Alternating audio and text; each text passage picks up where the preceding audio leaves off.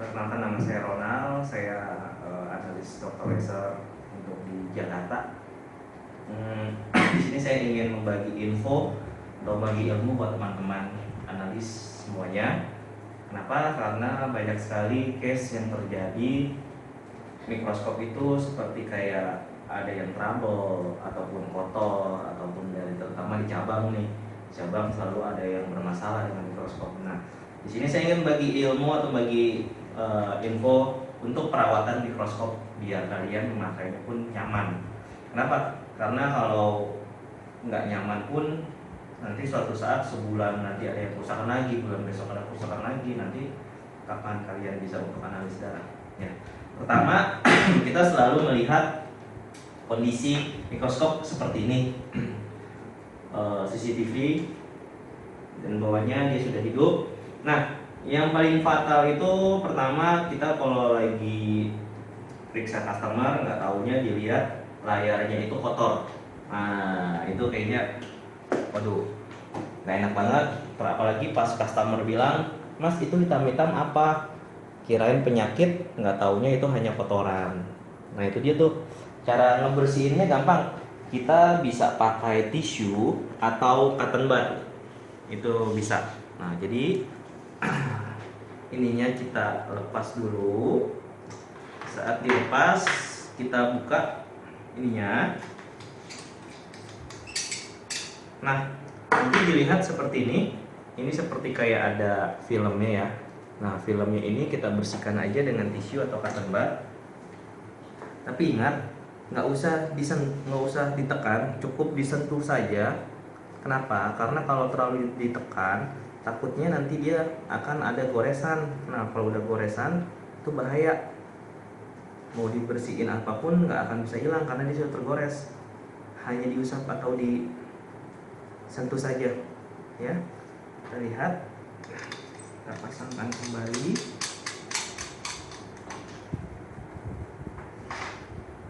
Adaptornya kita hidupkan kembali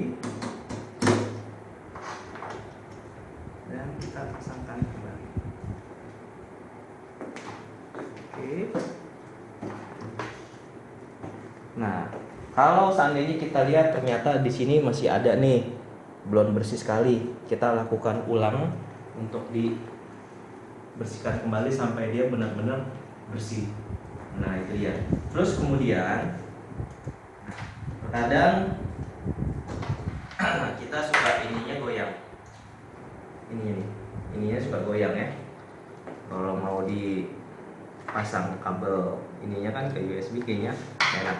Caranya gampang sih. Sebenarnya ininya nih kita lihat nih. Ya, ininya kita buka saja.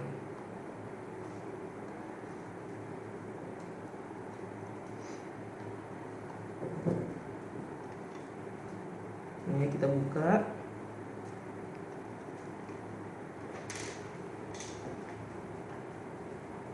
Ini lagi.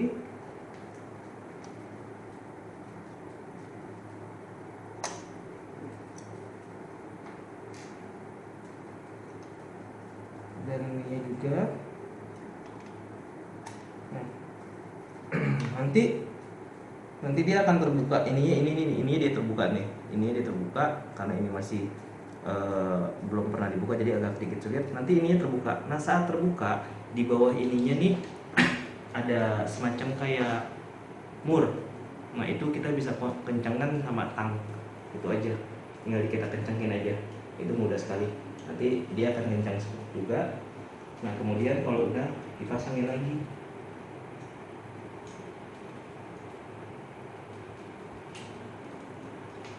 Tapi ingat, kalau lagi dibuka, kita jangan terlalu dibuka besar-besar. Kenapa? Karena kabelnya ini takutnya nanti putus. Jadi hati-hati sekali ya.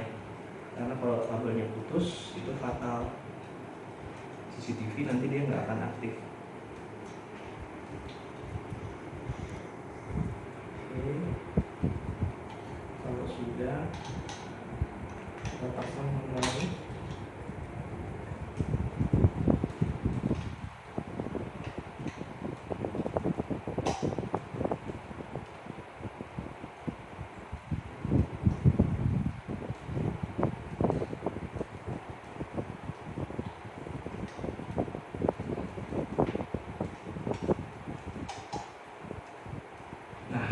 kalau ini sudah dipasangkan, kemudian setelah CCTV saya ingin agak turun sedikit di bagian ini.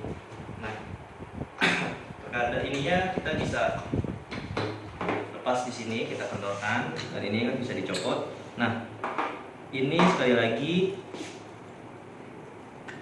ininya bisa kita lepas.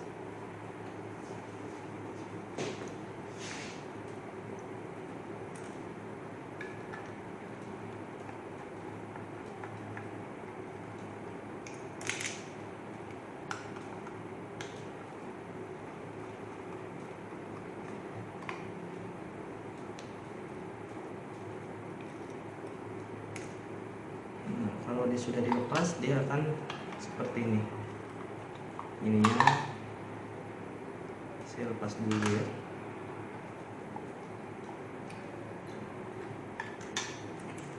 Nah, dia maka akan bentuknya seperti ini.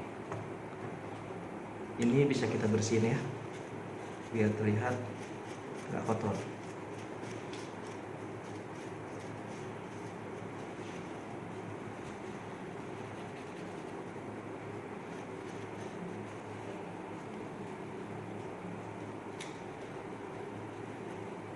Kemudian setelah sudah dibersihkan, ini kita bisa pasangkan kembali, dan ininya bisa kita pasang lagi.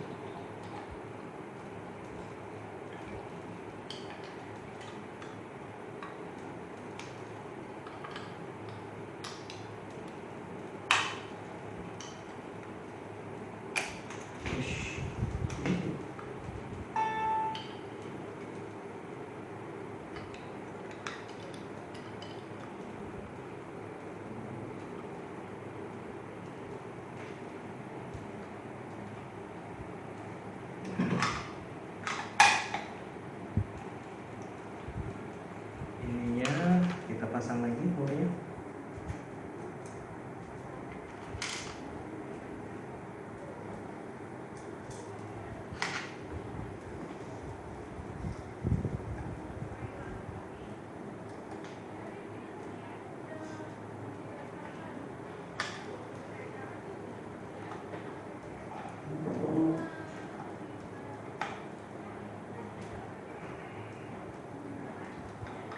Nah, semua setelah terpasang, kita bisa pasangkan kembali di sini.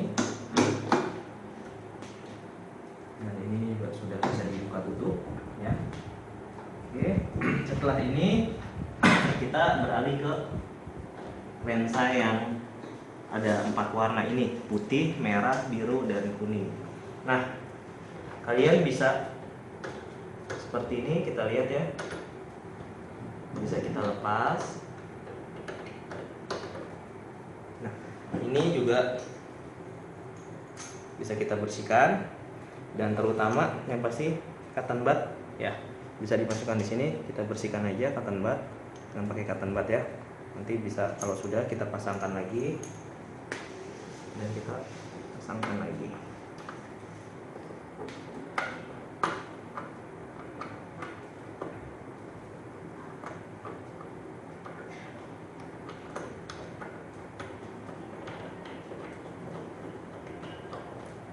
Nah, untuk yang ininya juga kita bisa bersihkan ya, sekali lagi biar terlihat dia itu bersih ya. Nah, kemudian ini kita bisa lepas di sini ya, kita bisa lepas. Nah, ini seperti dia terlihat seperti ini ya. Ininya bisa kita bersihin, dan ininya juga semuanya kita bersihkan ya. Kemudian kalau sudah, kita bisa pasangkan kembali.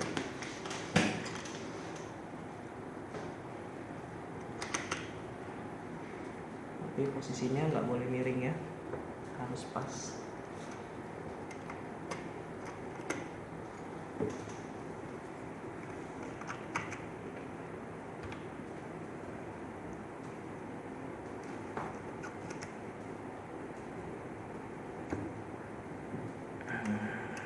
Oke. Kemudian terkadang ini suka gampang kendor ya. Kalau kita mau taruh kaca slide saat didorongkan pakai ini agak nggak enak, gampang. Ininya aja nih, ini dari sini nih. Nah, dari sini bisa dikencengin ya. Bisa kita kencengkan, dan kemudian di bawah sininya juga ada ya. Nah, di bawah sininya dia juga ada mur. Ini juga bisa kita kencengin. Oke. Jadi biar dia enak ya. Ini jadi kenceng. Jadi saat kita kaca ditaruh itu nggak terganggu untuk pergerakannya. Kemudian saat ini bisa kita lepas lagi. Ini juga kita bersihkan.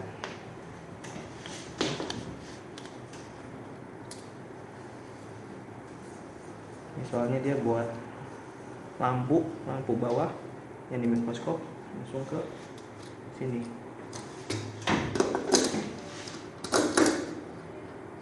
Nah, yang fatal kebanyakan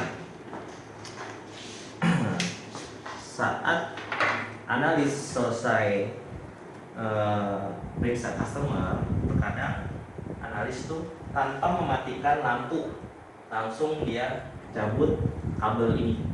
Nah, itu bahaya. Kenapa? Takutnya lampu halogen yang ada di dalam itu akan cepat putus, atau aliran listrik yang di dalamnya ini dalamnya ini dia akan terputus. Contohnya seperti ini, ini dimatikan dulu, baru ini dicabut. Nah, kemudian ini yang paling banyak sekali analis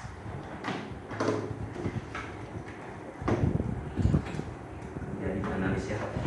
Kita saya dulu.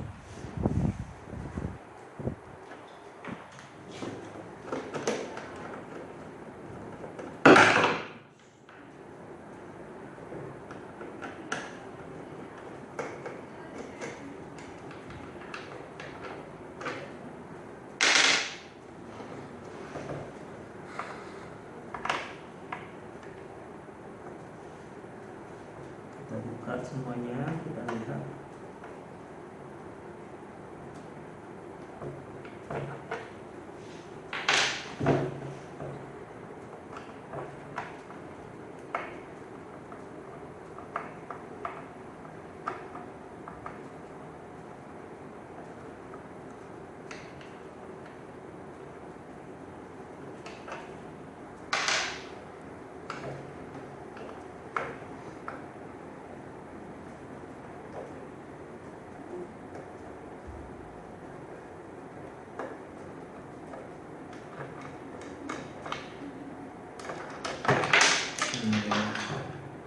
Ini dia. Kita lihat. Kalau mikroskopnya ini dalam keadaan hidup, terus langsung cabut kabelnya, yang bermasalah takutnya apa? Nanti ini akan gampang putus. Carinya nih agak sedikit susah nih carinya, nggak gampang. Dan kalau lagi dapat harganya pun cukup mahal. Satu bulham ini bisa ratusan ribu. Nah, terus kalau hanya kabel ataupun bulham, tapi kalau ininya yang putus, seperti kejadian pernah di cabang, ininya nih yang rusak. Nah, ini kalau yang rusak nih fatal nih. Gantinya pun cukup lumayan besar harganya ya. Jadi sekali lagi saya bilang, kalau mau matiin mikroskop jangan langsung dicabut kabelnya, tapi dimatiin ininya dulu ya. Nggak boleh itu fatal banget. Ini saya pasangkan kembali.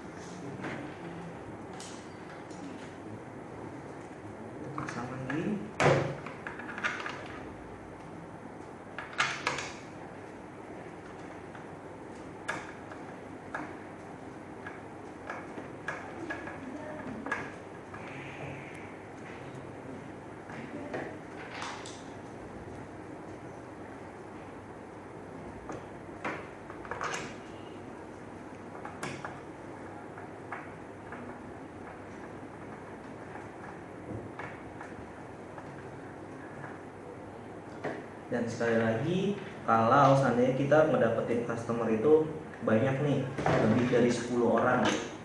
Nah, kalau dia sudah tidak melakukan pengecekan darah, lebih baik dimatikan, jangan dibiarkan hidup. Nanti kalau ada yang mau dites, baru dinyalakan lagi. Kenapa? Karena lampunya itu gampang panas. Nanti kalau panas, gampang putus. Itu dia.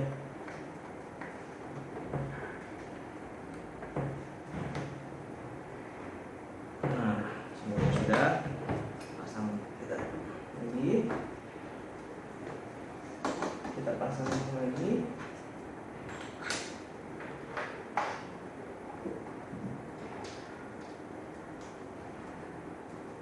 Pasang ininya, adaptornya. Kita pasang lagi ininya.